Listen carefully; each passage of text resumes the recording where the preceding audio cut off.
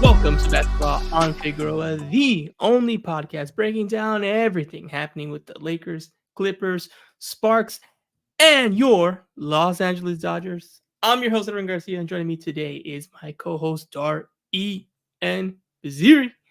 Dime, how about them Dodgers? How about it, Edwin? Needed it. I was getting nervous going to New York with 3 straight games over there because you know that it's like the old NBA Finals format, 2-3-2. And how about another shutout? 4 shutouts in 5 games. I was concerned about the pitching. Dodger fans were concerned about the pitching heading into the postseason. Big-time game from Walker Buehler tonight. Several sticky situations we got ourselves out of, and the bullpen. I mean, these guys, some of them have just been lights out. Blake Trinan, Kopech, Vesia before he got hurt, Evan Phillips. These guys have been absolutely big-time.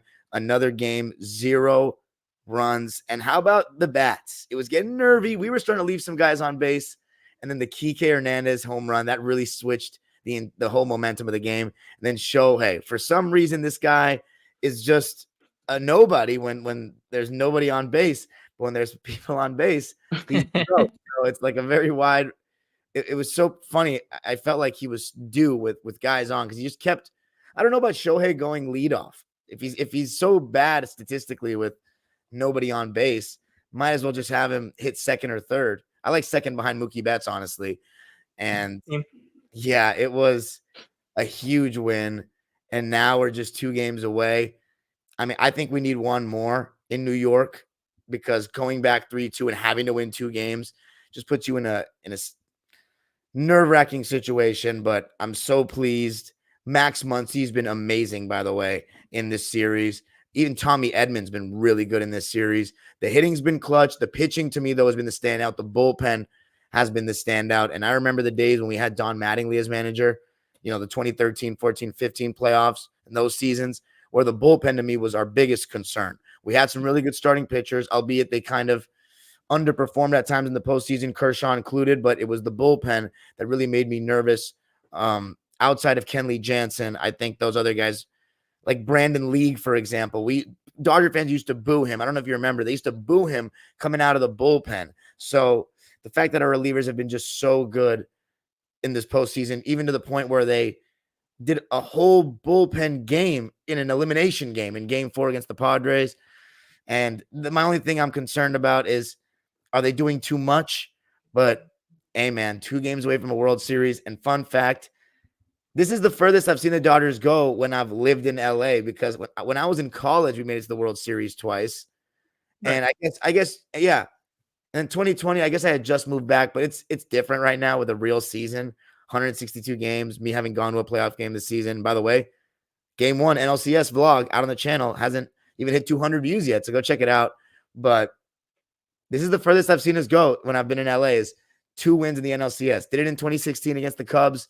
If we win one more game, it's the furthest I've ever seen us go in my time living in Los Angeles. So essentially my whole life outside of college. Edwin, your thoughts? Have you got to catch any of it? Yeah, I caught some of it. I was kind of, keeping an eye on it. I was more focused on the WNBA final. Same time, 5:00, both of them. So I was like, oh man, I'm like, well, I really got to watch the basketball kind of comes first. Also, I'm writing the recap for Switch Appeal. That'll be up in the morning. So I really got to lock in on that. Watch the post game.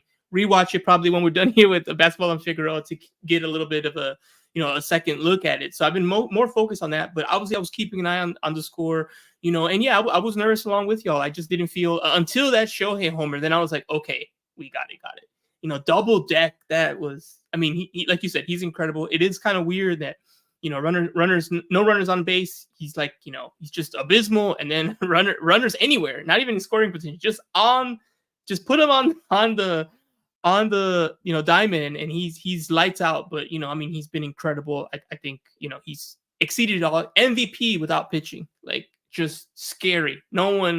He's just doing things that are just, at this point, we keep saying it, 50-50, that's incredible. MVP, that's amazing. All the hype, all the money, and it's like buying a Lexus. Like, it works perfect every time. So what do I got no complaints. Is it pricey? Yeah, but you know what? it's worth it. It's not like fabricated or overrated. It's like, what else do you want him to do? I mean, what, you want him to sell some hot dogs? That's the only thing left. You know, I would like him to, I would like him to get a couple of hits with no runners on. Yeah. Ideally, he hasn't We'll been see if great he in gets this a series. solo shot. Maybe he'll get a solo shot next game. He'll be like, all right, there you go. Yeah, that's what we need. But amazing. And 2 more wins, man. It's you can feel it. It's palpable in the city. After game 1, I saw so many Dodger hats walking around anywhere you go. So it's a beautiful time, my friend. Yeah, it's a beautiful time. I didn't know I haven't had as many. I know you're a little bit more like around the country. I didn't even know I had as many Mets followers until I started seeing them. Hey, wait, okay. I'm like, all right, let's see what happens here. So that's been fun, light ribbing and all that. But yeah, 2 wins away. Like you said, the city just, that's why, even though this is a primarily basketball podcast and we talk Lakers, Clippers, Sparks, even now we're like, hey, we got to do at least a little Dodger segment here because it's that big of a deal. And, you know, we're all supporting the local team. So that's been fun. We already talked about it a little bit. Might as well jump right into it. So Dodgers are doing their thing. You know who else is up to one? The New York Liberty. They have been balling. And every game pretty much time has been like monthly TV. I think game 2 was the most boring. And even that was a good game. But game 1 was fantastic, cinematic, replays, back and forth, overtime, rally back to win on the road. And guess what? Game 3, Minnesota 1-1. It was I wouldn't say Minnesota was always in control, but they were generally in control. Double-digit lead going into most of the first half, up by 8 going into the third. And slowly in that second half, Dime, the Liberty chipped and chipped away. We'll get into how it happened, but let's jump right into the big moment. The biggest shot of Sabrina Ionescu's career. Game-winning 3. The score was even. Dime, talk me through what happened in that shot. I thought they were going to go to Stewie, man. She was the one that had taken over the game. She was taking advantage of switches. I figured high pick and roll with Ionescu and Stewie, get the switch. Whichever player has the more favorable matchup, go there. But she just straight up looked Kayla McBride in the face, who, by the way, had a really good 2-way game. Yeah. And hit that step back in front of the logo after having a, in my opinion, really bad offensive game. Like, she still had some decent stats in the end and made huge shots, but she had a really rough offensive game. But to me, Edwin, that's the sign of great players. Great players and clutch players. When they have a rough shooting game all game long, they don't let it discourage them from making the big shot and taking the big shot. Sabrina Ionescu might have just won the Liberty their first chip with that one. But what a game it was, man. 2 absolute classics, 2 game winners in 3 games. I mean, it's only fitting that the most hyped up WNBA season of all time has a finals that is at this level. Yeah, and the game winners on both sides. It's not just one team doing it. Like the Lynx got one and the Liberty got their lick back, right? The Lynx took their heart out game 1, and then the Liberty said, okay, we're gonna do it on your home floor too. And yeah, what I like about that play was, you know, we talk so much, and, you know, I am trying to always get more information, learn more about basketball, learn more about plays, understand what sets everyone's running and all the X's and O's, because I think it just helps to know everything that's happening on the court. But sometimes you just got to take it back. And that's what Sabrina did. There was no floppy action. There were no zipper cuts. There were no, no picker. It was just, look, me and you, top of the key, everybody get out, and I'm just going to score on you. That's it. I just think I can score on you because we need it, and I think I can do it. And that's what she did. She just dribbled the clock out a little bit. She picked her spot, and she took it. And the guts to hit that shot, basically a logo 3, 1 second left. And then what I love about the playtime, I've seen like every angle. I've seen the official angle, janky cell phone cameras. Like, I've watched it so many different ways. What I love about it is after she hits the shot, she starts wagging her tongue like MJ looking at the crowd. And then she turns to them and she's just dead-faced. And she just like stares at them for a minute. And then she goes in her, obviously she gets the embrace from everybody. I'm just like, man, stone cold killer, still had that joy. And yeah, that's just, the Lynx were playing so well and they were in control for so much of the game, but to lose like that's got to be tough. They're, I think, the underdogs regardless in this series, and some people are picking them, but they're the underdogs. But it was like, man, you had it. You were in control most of the game, and they just out executed them Dime in the end. Besides the game winning shot, why were the Liberty able to come back in that second half, do you think? I think it starts with an added defensive intensity and taking care of the ball better. They really picked up their ball pressure in the second half, and you saw a lot of different defensive coverages from the Liberty and pick and rolls. Some switches, some blitzes, some just show and recover, even Stewie sometimes in drop coverage against certain players. But it seemed like the Courtney Williams fee pick and roll was working the best for the Lynx because oftentimes they throw two on Courtney Williams and Nafisa Collier would just have a wide open layup and the rotation would be late or something. But there were so many different ways that the Liberty defended the Lynx. So I don't think it was any one coverage that changed the game. I think it was just their added intensity, physicality, ball pressure. You even had John Quill Jones switching 1 through 5 at times in this game. And sometimes it worked out well for her, sometimes not so great. But the couple consistent themes, I mean, Sabrina defensively, even though offensively she was struggling to me, I thought as the game went on, defensively she was pretty good. We know what Stewie's going to do on that end of the floor, and Benijah Laney Hamilton, who had a great game too. But Stewie's rotations or help defense, amazing. But I also think in the fourth quarter, Edwin, the Lynx missed some chippies, missed some easy ones. Courtney Williams missed the layup, a good look. Kayla McBride missed a layup. Nafisa Collier had like a wide open 8-footer that she makes with her eyes closed that didn't go in. So if I had to look at it from a Lynx perspective, I think those big misses were huge. But the Liberty got back in the game with big-time shot making from Sabrina and added defensive intensity. And I have to say, Breanna Stewart, what an insane performance.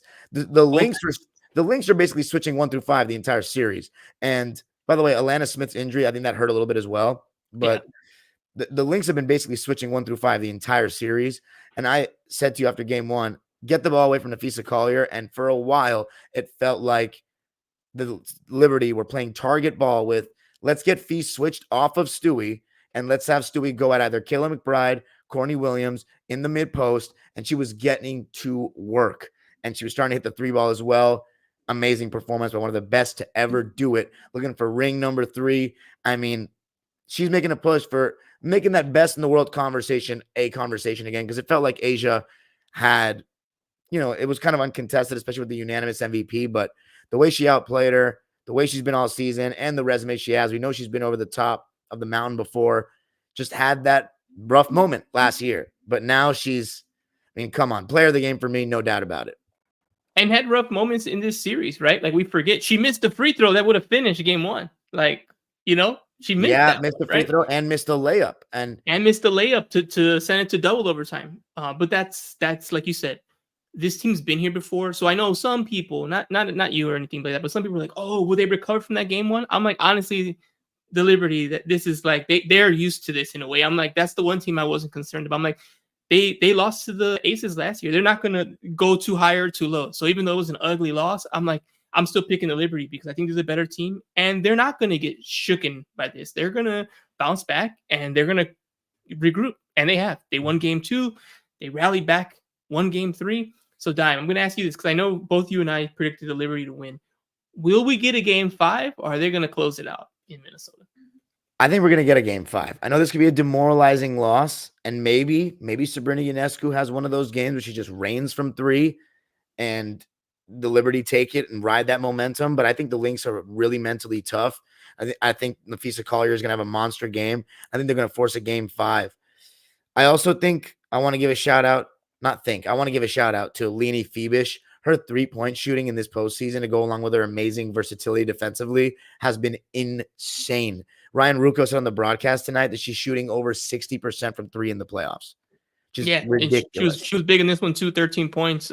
She's known more for her, her size, her versatility defensively, not as much for her offense. But yeah, she's been stepping up, and that's what it takes to win. Like everyone. Shaq would always mention this too. He's like, I knew I was going to do my job, and I knew Kobe was going to do his job. Are the other guys going to do it? Is Derek Fisher going to step up? Is Rick Fox going to step up? Like, we really need those guys because we're already doing, like, we can only do so much. We're already dropping 30-plus points. How much more can we do, right? Stewie had 30, right? Sabrina, like you said, a little bit underwhelming till the end. She had 13, but it was that. It's those players. The players in the margins can really tip the scales, especially in a game like this where it comes down to one possession. You start looking back and you're like, yeah, we needed that. We needed that 3 in the third quarter. We needed this moment here. Big rebounds from John Quill. Like, yeah, we needed that help. John Cole was big too in the fourth. She had 5 points in that fourth quarter. That was huge too. So it's been entertaining. It's been just fantastic, especially for a lot of people at this point are neutral, unless you're a Liberty fan or a Lynx fan, like us, we're just kind of watching because, we love hoops. And it's like, oh, this is great. Like, they're just back and forth and they're just going at each other and it's coming down to the wire. It's been entertaining. So you're probably right because, again, like you said, Minnesota's been really good. It's been, this could easily be 2-1 Minnesota right now, right? So, and they're going to be at home. They're going to be desperate. They're going to be hungry. They're going to have the crowd on their hands. I would not be surprised at all if they come out to like a, 20-8 run to start the game and they just make sure, hey, we're never going to let up. We're going to push this, right? But I don't know, Liberty's right there. They're right there. And I know they can see the same thing. They're like, let's end it now. So I think it's going to be interesting. I'll go with you and say that it'll go to game 5, but I'll be very curious. That opening quarter, I'm going to want to see the Lynx back to the wall, kind of force a game 5, and we can kind of tell right away. Or will the Liberty look at it the other way and say, hey, let's not play with our food. Like, we got them. Like, let's finish this. And you see, like, them having the same level of desperation as the Lynx most certainly will have, knowing that, hey, our season's done tonight if we don't do it. And, no promises you're going to get here, like, teams are coming up. Chicago's getting better. Fever getting better. Valkyrie on the way. The Aces are going to shake things up. Seattle's not too far off from being right here. So just because you made it this year, that does not mean you'll make it again. So I'm curious to see how desperate they come out. And we haven't seen basketball like that in a while because we're about to talk about the NBA. It's preseason. It's not that intense. Olympics is the closest we got to this level, but this is high level hoops. So it's always, I learned so much, I think, when I watch this level where it's like the best getting pushed to the brink and how they respond. So I can't wait for Friday. That's going to be a fantastic game. Absolutely. All right. So I wanted to give a shout out that we haven't mentioned her stat line though. Stewie, 30 points, 11 rebounds, 4 blocks, and a steal on 9 for 20 shooting, 2 for 6 from 3, 10 for 10 from the foul line. How about that? Knocking down the free throws after that big miss you mentioned.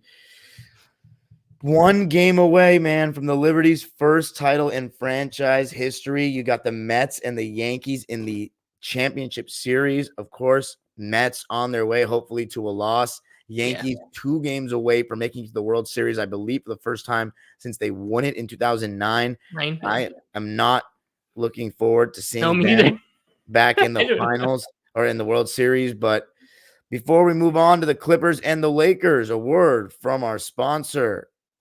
And for this video and promotion with this video and partnership with this video, I should say, Mint Mobile. Ever wanted to cut back on your monthly bills? You've got health insurance, you got different kinds of insurance, you got your TV, cable, you've got your phone bill, you've got your electricity, and you want to cut down, simplify that. Well, that's why I'm so intrigued by Mint Mobile, who this video is in partnership with. They offer premium wireless for just $15 a month. I can get high-speed data and unlimited talk and text on the nation's largest 5G network. I can even bring my own phone along with my current phone number and existing contacts, so I'm not sacrificing anything. I've used Mint Mobile, and the thing about Mint Mobile is it's not hard to switch your service. Big Wireless wants you to think it's hard, but it's really not. Switching to Mint is super easy. Thanks to digital eSIM cards, which most phones now have, you can sign up and activate immediately right on your phone from the comfort of your home. If your phone doesn't have an eSIM, Mint will ship you a new SIM card for free. So if you want to save little money without the sacrifice, go to https://trymintmobile.com/dimedropper. That link will be in the description so you can get started. Switching your plan takes as little as 15 minutes. That's Mint Mobile. All right. Just wanted to also give a brief shout out to our partner, Sports Spider. If you're tired of searching multiple websites for sports news, sportspider.com has you covered. They collect the latest articles, videos, and podcasts from around the web and organize them by your favorite teams. If you go to the Lakers or Clippers tab, you'll see work from Edwin and I on our various, platforms that we produce content for. So, yeah. All right, Edwin, where are we going next? I think I know where we're going. Inglewood, right? Not Inglewood? No, you're right. Yeah, we are heading to Inglewood. We haven't been there for a little bit. Not for a Rams game. We're there because we're getting into it. Let's get into it at the Intuit Dome. Dime. Bruno Mars has been there. There have been some other acts, been some music, but that's not what the building's for. The building was made specifically for Clippers basketball. And that happened this week. The very first Clippers game at Intuit Dome. Granted, preseason, but it's like the soft launch, right? It's like the restaurant's open and then it gets the grand opening next week, right? So, Dime, you were there. You were at Intuit Dome for the very first Clippers basketball game. Tell me what it was like. What was the feeling? You had a crazy 51-minute video on YouTube, which everyone should go out there and watch and see so they can see all the details. But give us a little rundown. The emotions, the feelings, what it was like. You talked about concerns like parking. How hard would they had to take your ear and scan it, or what was going on there with the cashless scenario? Tell me everything about what it was like in the experience being at the Intuit Dome. Edwin, it was one of the most surreal experiences of my life. I encourage everybody to watch that video. As he said, it explains better than I could ever, but it was truly beyond words. As far as the parking, I'd say that was the only con. The lot, I'm sorry, not the lot, the structure, I guess you can say, next to the stadium, the West Garage, was charging people $50 to $70, I heard. So that's a lot. That's not like in downtown LA, where the most I think you'll get for a basketball game or a hockey game is about $40. You can find some for 20 at times. Yeah. Like the lot right across the street from the pantry I used to always park at, or still will park at Kings games and Sparks games, $20 a lot of nights. Even some nights, $10. So, great deals. That part was annoying. So we parked at an off-site lot. It was $30, about a 5-minute walk. So not too bad anyway. So if we can consistently find those kinds of lots throughout the season, that'll be good. But I walk up. I'm in the, it's basically like a little Clippers kingdom. You have the plaza, you have the stadium itself. And it's just interesting because in a way, Edwin, for the first time, it feels like we've one-upped you guys in the sense that we actually have our own building. Like no one else plays there. And that's special. You know what I'm saying? I love Staples Center. I'm not saying it's a bad building. I think obviously the Intuit Dome is the craziest arena in the league, but it feels as though this is something that could make people Clipper fans just off of the arena. Seriously. I mean, especially if the teams are, and we have to be honest, but within since the Lob City era, Clippers and Lakers, we've honestly been better we've been better for most of it, but you have that title and we don't, right? So I guess you can say it evens out, but it's been a thing. It's been a competition. It hasn't been this landslide that it used to be. So kids that are growing up now, they're obviously, I would think most of them are still picking the Lakers as their team because of their parents, but this is a real selling point. Like this is really an incredible arena. And I was in awe about how many people knew who I was from Locked On and from Dime Driver. Like that was insane. And, I asked every single one of them if they wanted to be in the video. Some said no, but a lot of them said yes. And again, if you're a Clipper fan or even a Laker fan or a Dodger, if you just listen to any of our shows, even some have told me that they like our show, Basketball and Figueroa, please don't hesitate to come up to me. We want you in the videos. And then when I get in, Edwin, obviously the concessions, very clean.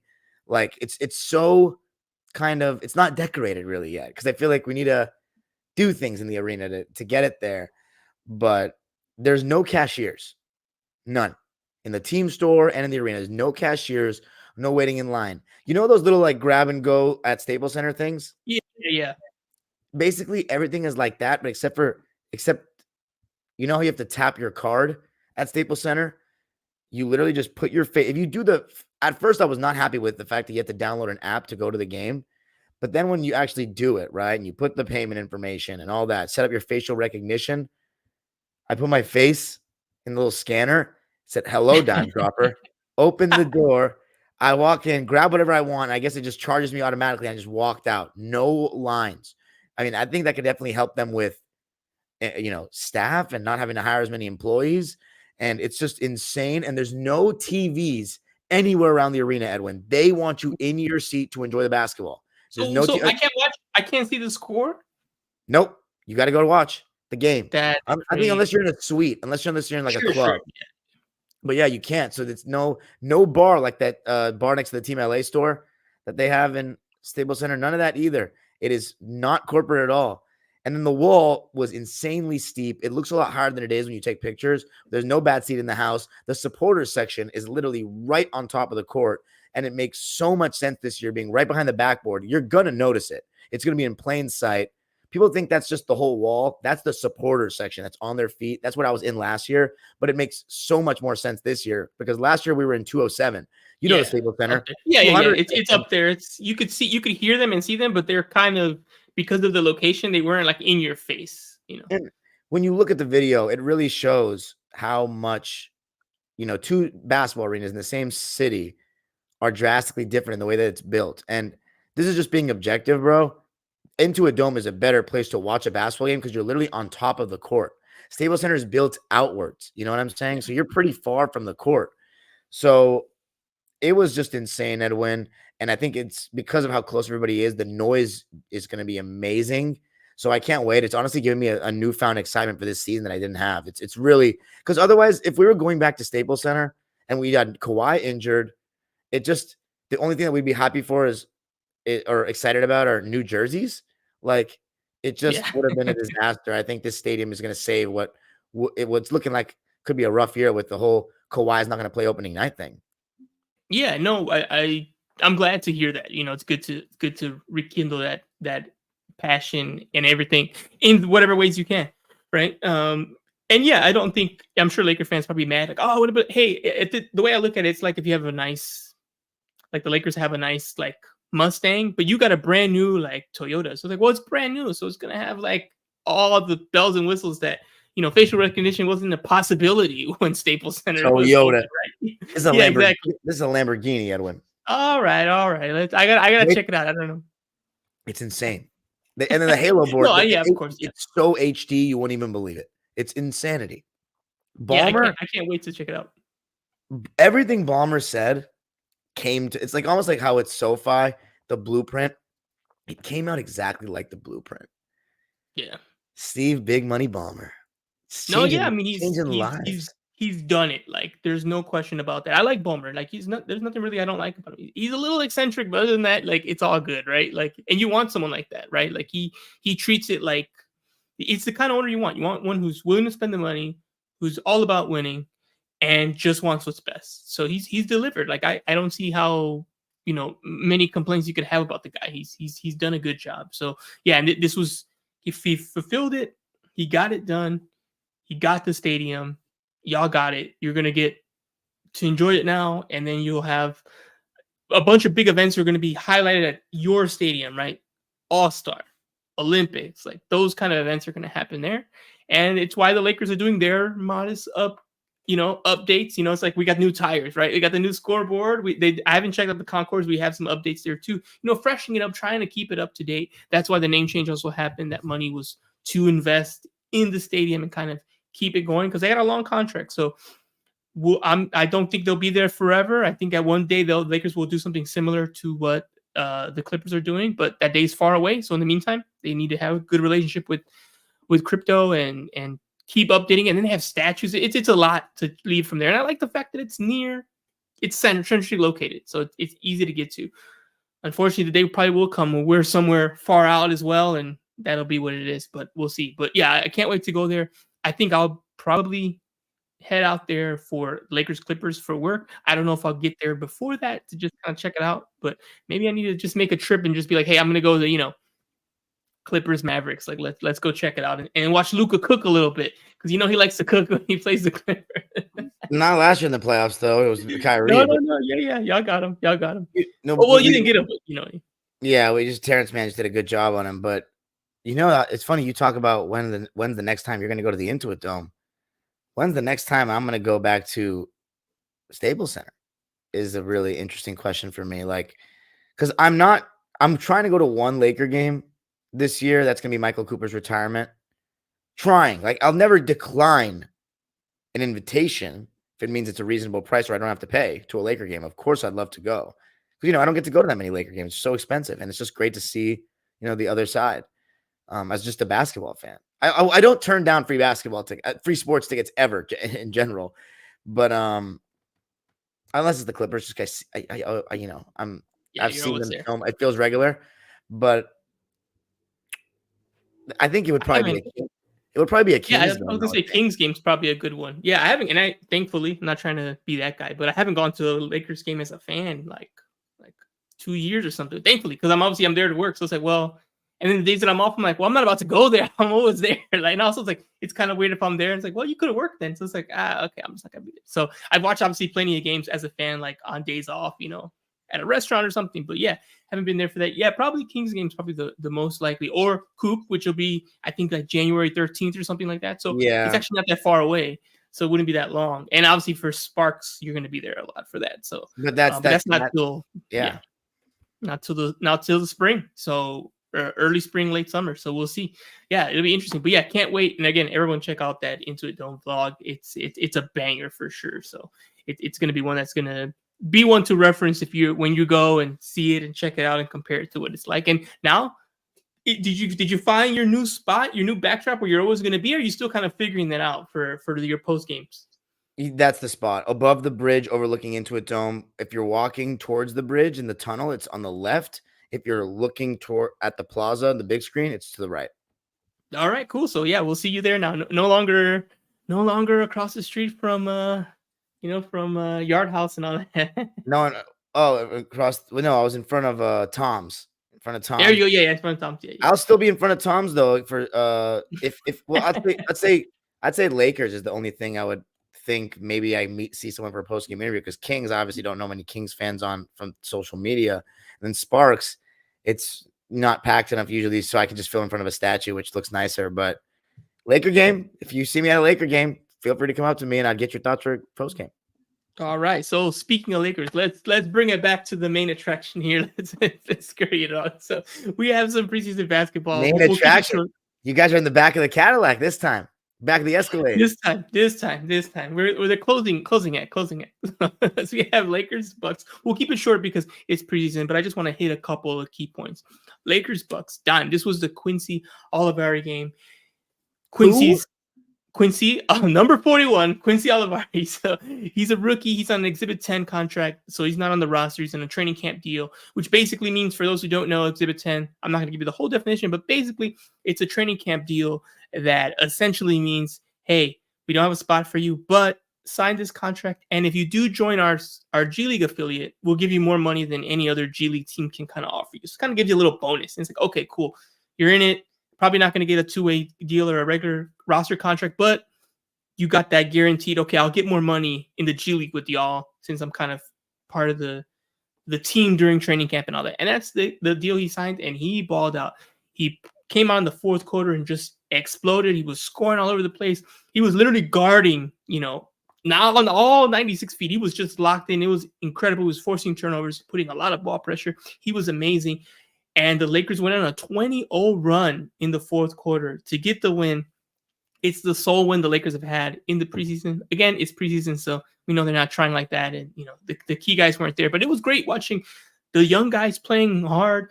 Maxwell Lewis had a really nice dunk, and then LeBron was jumping out of his seat, like just going crazy. So it was good to see, like they're getting into it, watching the young guys kind of get their moments. And, for these guys, that is their moment, right? They're fighting for, minutes. They're fighting to show someone else they belong in the league, to keep their spot. That Exhibit 10 deal could go another way, right? So, and JJ Redick talked about that post game. He said that Ray Allen told him everything's a tryout, every moment, preseason, summer league, playoffs, regular season, everything's a tryout. You're trying out for your own team to get a bigger role. You're trying out for other teams around the league who are looking, hey, maybe I need that guy, right? And that's what Quincy's moment was. It put him on the spot. He was on NBA Today the next morning, and he even tweeted about it, like, I can't believe they're doing a segment on me, like this is crazy, because the guy's a rookie on an E10 deal. He's not exactly rolling in it, so he's like going from those struggles to like, I'm on ESPN, like I'm a segment because I was balling out. Like, that's crazy. So it was just a feel good moment.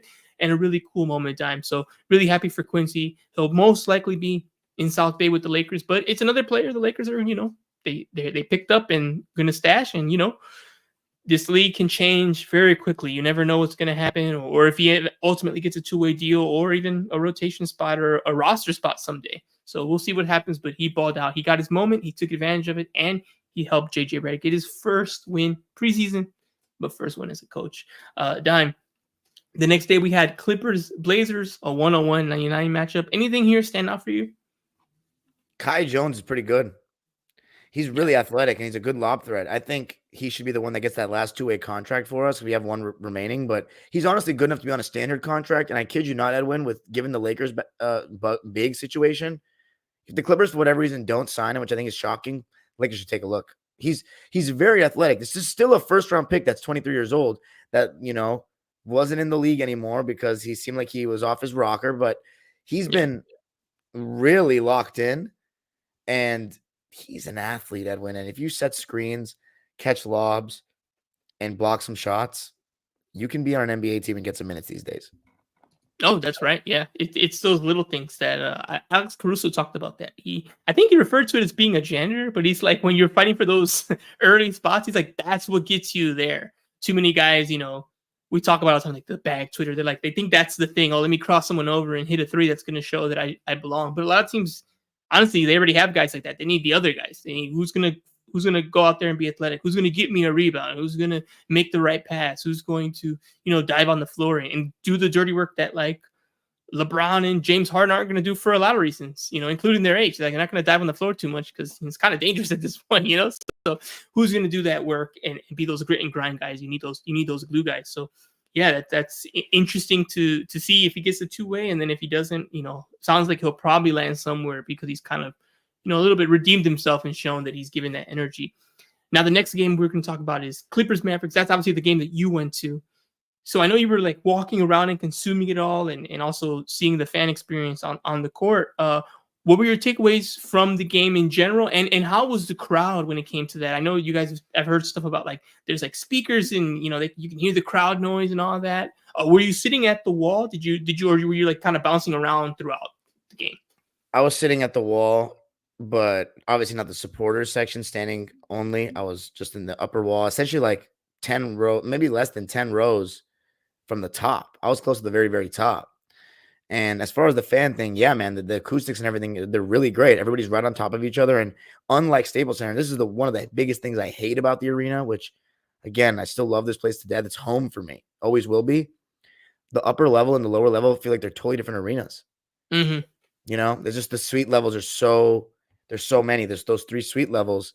It's a big separation between upper and lower bowl. This felt like one unified arena of a bunch of seats together. It's just amazing. As far as the game itself, Clippers defense, man, we have a lot of potential there. As I've already mentioned a ton of times, we forced 29 turnovers, which is a lot for an NBA game.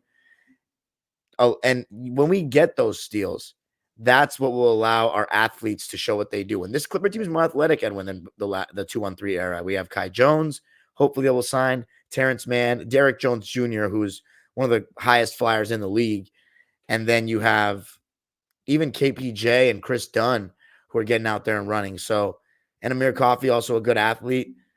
That's one thing that can make the Clippers better than what people expect. If the defense is so good that it's creating turnovers and letting us getting out and running, getting easy buckets, that will help the fact that, especially without Kawhi, our half-court offense is literally going to be KPJ and James Harden pick and roll or ISO, and that's it in the half-court. Yeah.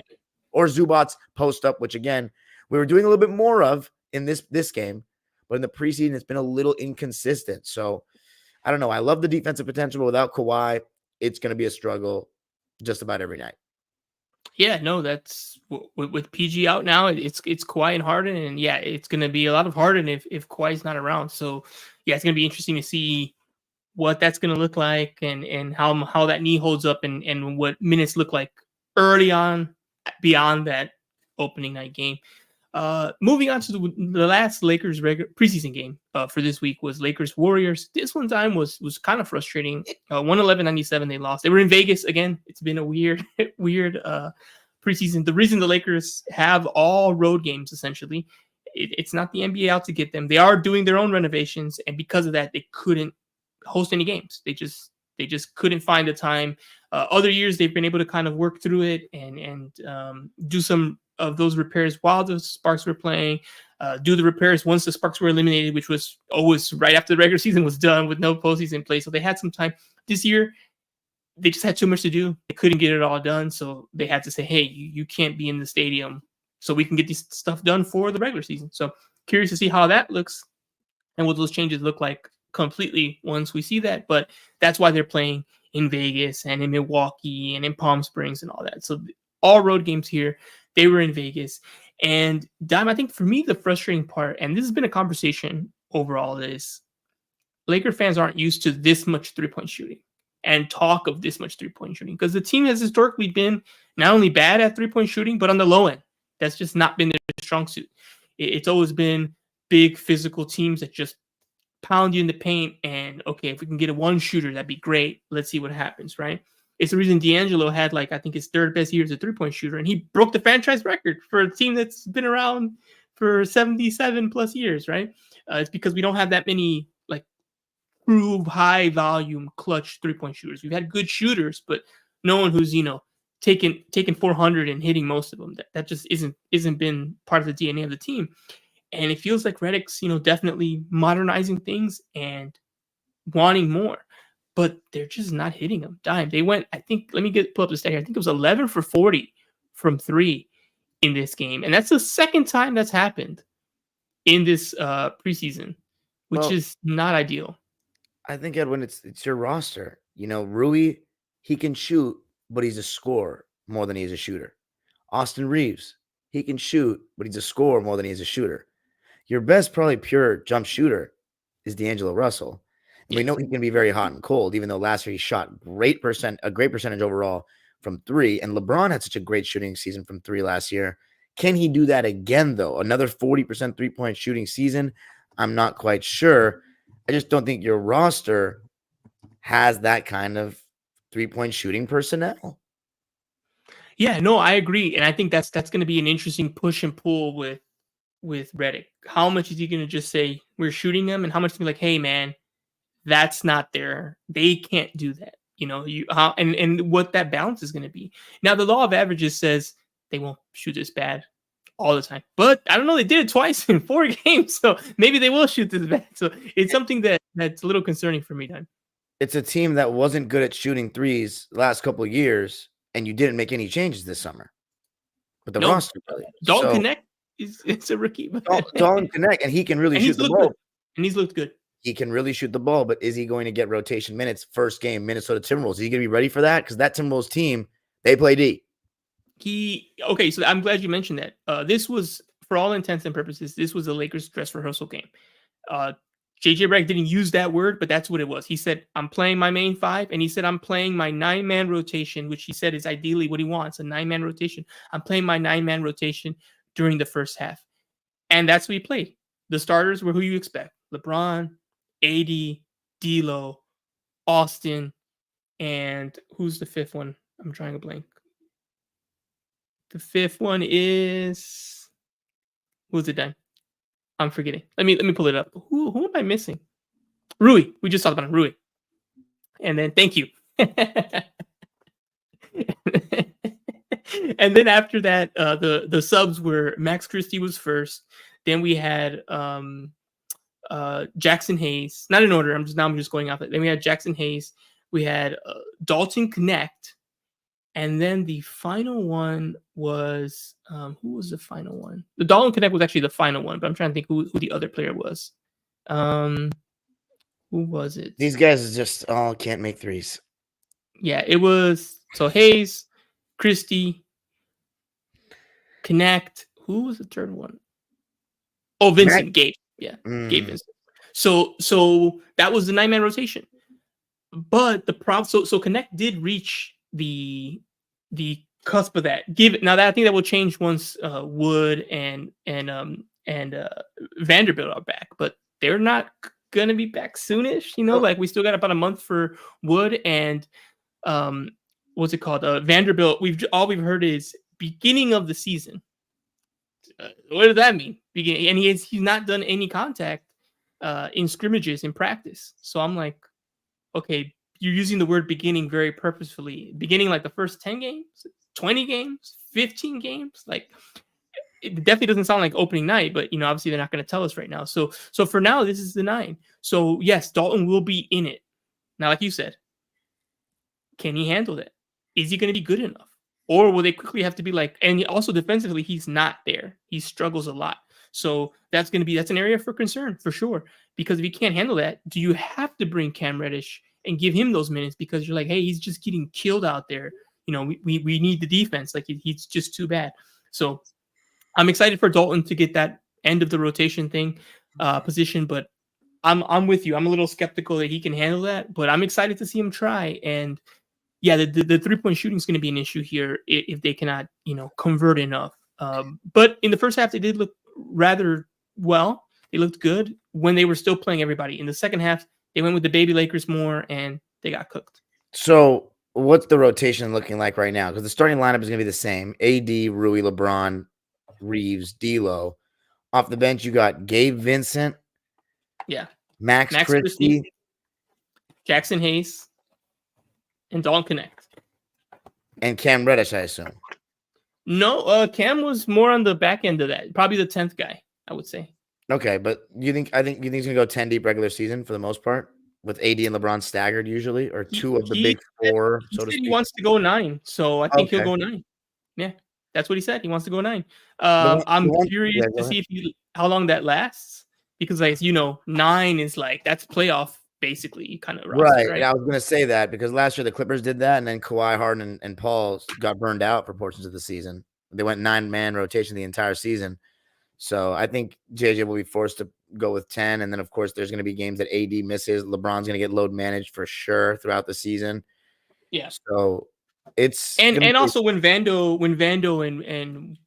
going to have some of those minutes. So there goes Hayes' time right there. And then Wood, I think Hayes has a chance to play so well that Wood's kind of on the outside looking in, but he'll have to do it. And you know how Hayes is. He'll play good for a game, and then the next game you're like, "Hey, are you an NBA player?" Because that was awful, Yeah. So he's been good so far in preseason. I think the fact that he knows Redick and Redick knows him, they're kind of maximizing what he is. But that's something else to watch out for. Can he be the main big for the Lakers right now? Yeah, the big situation is a little bit bleak over there. I just don't think the depth of your roster is very good. It's going to be very dependent on the starters, and if one of LeBron or AD are out, it's going to be tough. I'm going to be doing my Western Conference preview and prediction show on Sunday, and I'm just thinking where I'm going to put the Lakers. It's looking like looking like we might be playing territory.